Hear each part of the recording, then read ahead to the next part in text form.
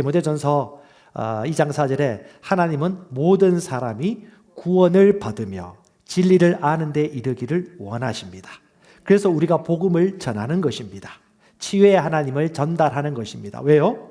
모든 사람이 구원받아야 되니까. 그래서 우리는 복음을 전하는 것을 멈추지 않고 국내뿐 아니라 국외까지 수많은 계층까지 복음을 전하러 가는 것입니다. 왜냐? 복음은 능력이기 때문에. 그래서 우리가 복음을 전하는 것입니다. 이것은 하나님의 뜻입니다. 자, 로마서 1장 16절, 내가 복음을 부끄러워하지 아니하노니. 이 복음은 어떤 사람에게? 모든 믿는 자들에게 구원을 주는 하나님의 능력이다. 모든 사람이지만 그 중에 믿는 사람들, 믿는 모든 사람들에게 임하는 능력이 복음입니다. 복음은 예수 그리스도입니다. 예수님이 나를 위해 어떤 일을 하셨고 그로 말미암아 어떤 결과가 일어났는지를 하나님 말씀을 통해서 아는 만큼 그 실제를 우리가 받아 누리는 것입니다. 믿는 자에게 임하는 하나님의 능력입니다. 그러므로 우리는 이 복음을 전달하는 것입니다. 우리 새로 오신 분들이나 또 오래 있으신 분들도 동일하게 다 가져야 될 것이 영, 혼, 몸에 대해서 정확한 이해를 가지셔야 돼요.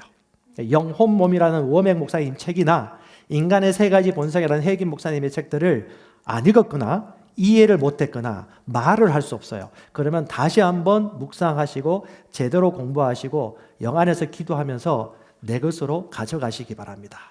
영이란 것을 인정하고 인식할 때에야 말씀이 들리기 시작하고 말씀으로 충만해지고 성령의 계시를 통해서 효과적으로 살아갈 수가 있습니다.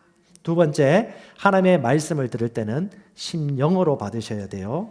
머리로 계산하는 것과 심령으로 받는 것의 차이를 빨리 말고요. 그냥 순적히 깨닫기를 바랍니다.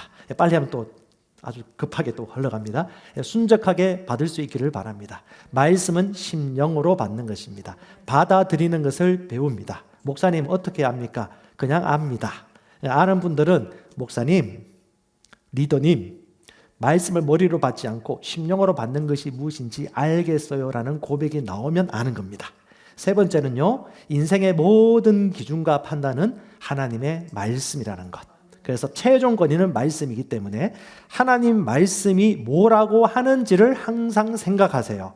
많이 들리는 것보다 하나님의 말씀을 많이 들으시고, 말씀이 강해지면 세상의 어떤 말씀과 그릇된 주장들은 여러분 능히 정복하고 다스릴 수가 있습니다. 예수님의 제자들이 하나님 말씀에 순종하여 복음을 전하는데 사두개인과 바리새인들이 시기심이 가득했습니다. 여기 나오는 젤로스란 헬라어는요, 시기심 혹은 열정입니다.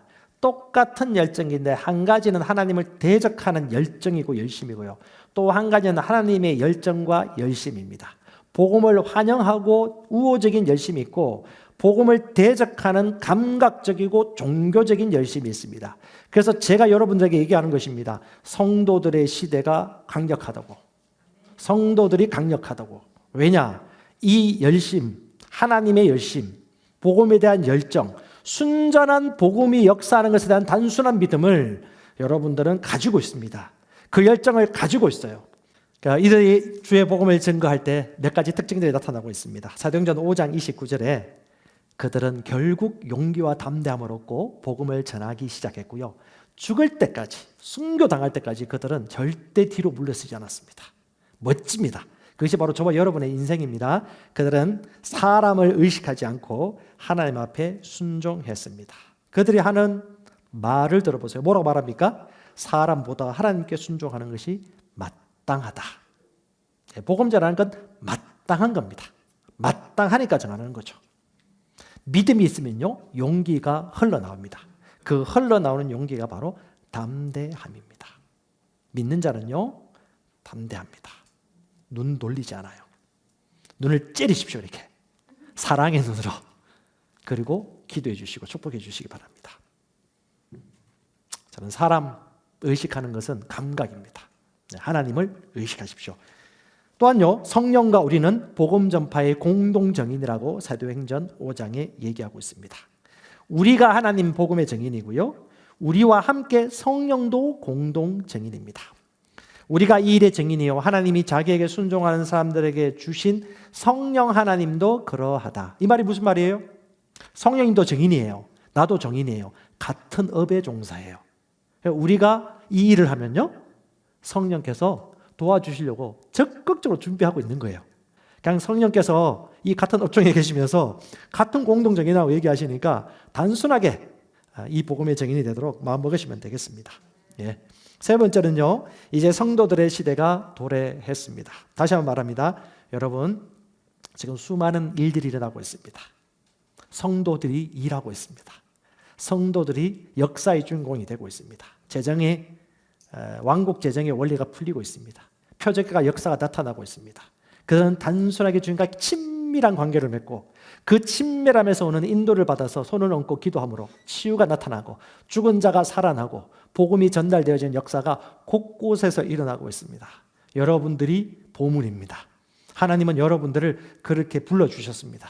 골로새 성도들에게 사도 바울이 쓴 편지입니다. 심령 안에서 말씀을 또박또박 보시기 바랍니다. 같이 읽어볼까요? 그분 안에 하나님의 신성의 모든 충만이 몸으로 거하고 또 너희는 모든 정사와 권능의 머리이신 그분 안에 완벽하며 하나님의 신성의 충만함이 가득가득 채어남이 어떻게 해요? 주님께 몸으로 거했다고 합니다. 하나님께 축한 그 성령의 축복과 은혜가 신성함이 하나님께 그리스도께 몸으로 육신으로 임했다. 똑같다는 거예요. 또 너희는 뭘? 정사와 권능의 머리이신 그분 안에서. 무슨 말이에요?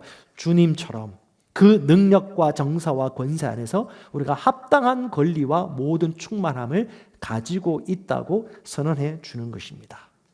저와 여러분은 하나님의 본성에 참여했습니다. 하나님의 아들이 되었습니다. 테크논, 생물학적 아들입니다. 히오스, 성숙한 아들로 계속해서 하나님을 아는 지식 가운데 성장해 가고 있습니다. 그러므로 저와 여러분은 아들들이기 때문에 이 피조물들이 하나님의 아들들이 갈망하며 나타나기를 기다리고 있듯이 저와 여러분들은 그들에게 짜잔 하고 가셔야 되는 겁니다. 왜 성도들이냐? 제가 고민을 좀 하다 보니까 그냥 골로새서 말씀을 묵상하게 되었어요. 주님이 왜 성도들의 시대가 되었느냐? 저희보다 여러분들이 더 유일한 이유가 저는 이것이라고 생각합니다. 골로새서 2장 14절인데요. 우리를 대적하고 우리를 반대하던 규례들을 손으로 기록한 것을 지우시고 그것을 길에서 치우사 그분의 십자가에 못 박았으며. 자, 사도 요한이 누구보다도 계시를 짐전을 이루고요.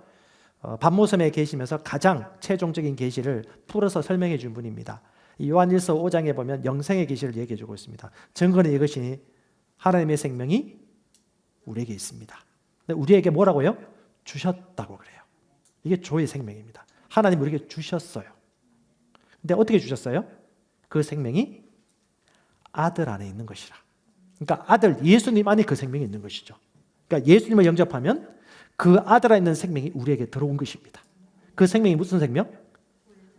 예, 조의 생명, 살리는 생명, 자유케 하는 생명, 온전케 하는 생명, 해방케 하는 생명이죠. 맞습니까? 그러면 그 생명이 우리 안에 있으면요, 우리는 그 자유를 누릴 뿐만 아니라 또 다른 사람에게 그 생명에 들어갈 수 있도록 누굴 소개시켜줘야 돼요? 예수 그리스도. 왜? 예수 안에 생명이 있기 때문에. 근데 요한이 정확하게 얘기하고 있지 않습니까? 하나님의 아들의 이름을 믿는 너희에게 이것을 기록한 이유는 너희에게 무엇이 있음을? 조의 생명이 있음을 알게 하려 합니다. 할렐루야. 조의 생명을 압니다라고 고백하는 것입니다. 고백할 수 있어야 돼요. 오늘 여러분 셀 모임 하거나 누굴 만났을 때 조의 생명이 얼마나 내게 역사하는 것인지를 침을 튀기면서 수십 가지라도 할지라도 여러분들이 믿는 대로 고백하셔야 됩니다. 아니 하십시오. 그걸 잘 모르시는 분들은 배우십시오. 이것이 복음이기 때문에. 여러분과 저에게 어떻게 해요? 가장 합당하게 내가 할 수 있는 것들 창의적으로 접근하신다면 성령과 믿음이 충만한 제자 삼는 제자들이 이런 사회적 사역과 세상 자기 구역 안에 있는 지역을 섬길 수 있는 복음 전파 사역까지 함으로 말미암아서 교회가 건강하게 세워지고 영혼들이 구원받는 일들이 일어나게 된다는 것이죠. 그래서 한 소그룹 안에 내적 여정과 외적 여정이 같이 가도록 세워지는 것입니다. 말씀 마무리할게요. 여러분, 내가 복음을 부끄러워하지 않으니 이 복음은 모든 믿는 자에게 구원을 주는 하나님의 능력입니다. 아멘. 마땅합니다.